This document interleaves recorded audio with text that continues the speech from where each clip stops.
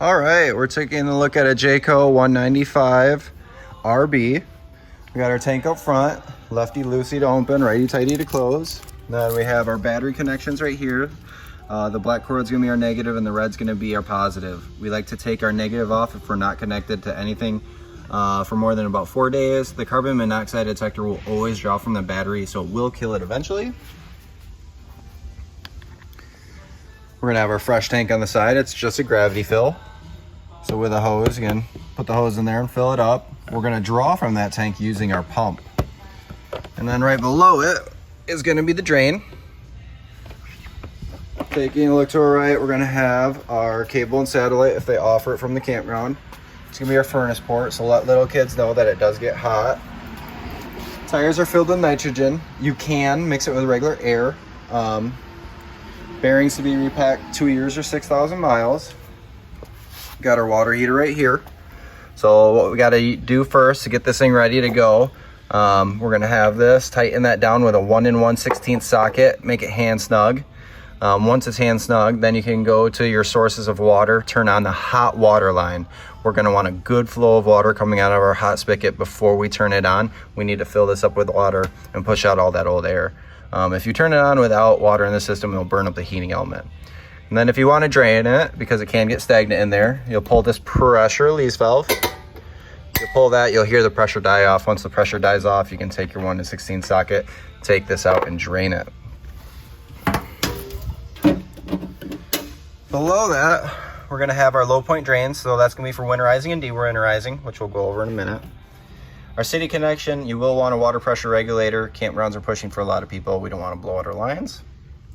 Below that, we are going to have our sewer ports. So our gray is on the left and our black is on the right. I like to have a clear elbow right here so I can know when the black is done being cleaned out. And then I can pull my gray tank.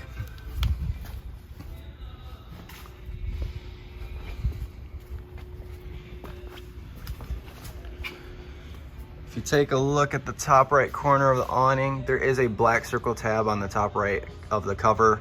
You can take that off, and inside there, there's a spot for a socket to manually override that in case it electrically goes out.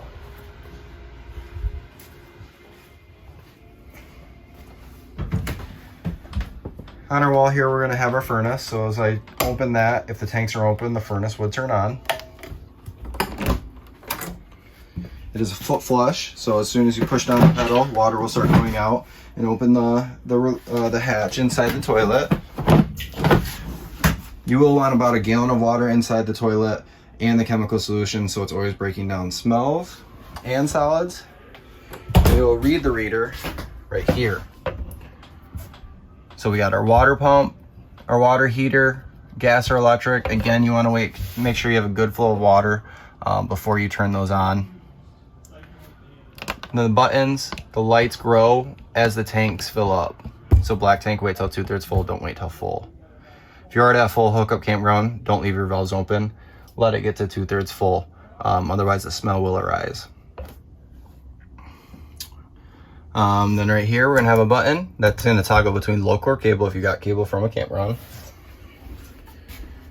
Our stovetop.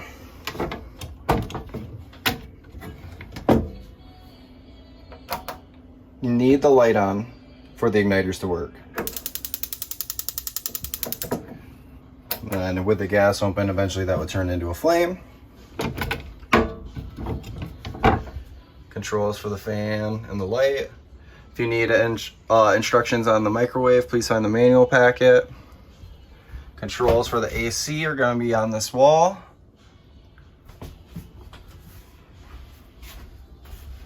Controls for the fridge are up top. 5 seconds to turn the fridge on and off. We have fridge settings, freezer, and nighttime mode. Nighttime mode makes it quieter, a little bit more efficient.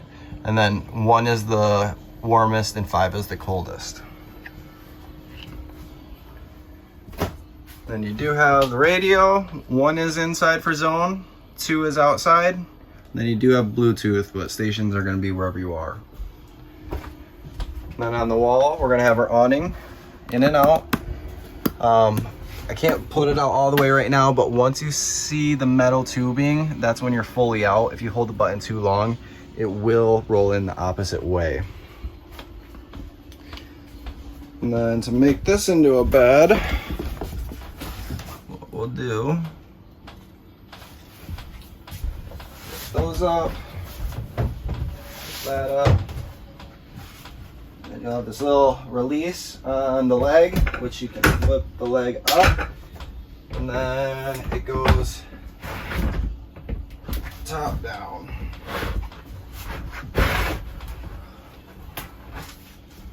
So you can go from the top down, and then it will lock in, and then you take the leg to finish the table.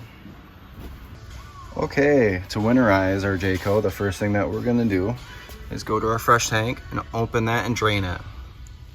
Once it's drained, you can close that back up. Then what we're gonna do is we're gonna go inside our camper. And I have the panel removed already. So we got our water heater right now and our pump right there. So we got to take these two valves, which what they're facing right now is in the winterized position. So this is bypassing the water heater. So when you do want to put it in use, you're going to flip these tabs toward the water heater. But to winterize, what we're going to do is make sure that they're facing away from that water heater. So we are bypassed. Once we're bypassed, I'm gonna go to all my sources of water. Toilet, shower, sink, house shower. We're gonna open our hot line and our cold line. Try to push out any of that water that was in there. After we do that, turn the water pump on. Go to our toilet, shower, sink, all of our sources of water. Turn on the hot and cold with the pump on. Try to push out any of that water that was in there. After we've done that, we're gonna come to our low point drains, turn the water pump off.